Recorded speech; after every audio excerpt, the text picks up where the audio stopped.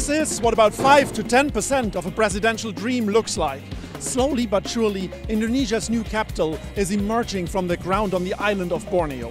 Over here, you have the presidential palace being built. And this is where the presidential residences will be.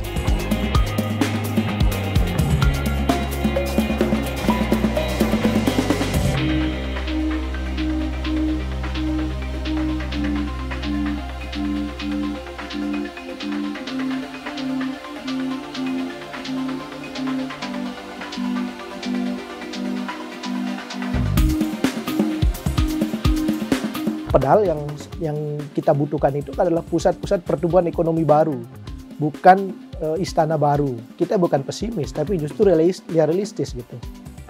Dunia usaha akan melihat apakah ketika menanamkan uangnya, modalnya di sana akan beranak pinak. Ya sampai saat ini kan belum ada kajian dan tidak meyakinkan bahwa orang menanam modal di sana akan mendapatkan keuntungan.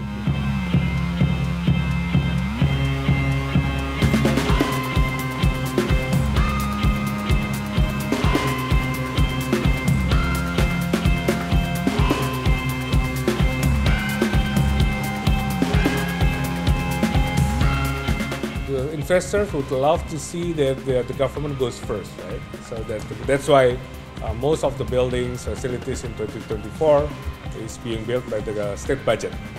That to create market confidence, right? But after that one, I believe that there will be a lot of investors that will come. Some of them are still wait and see, but safe to say that the appetite is there.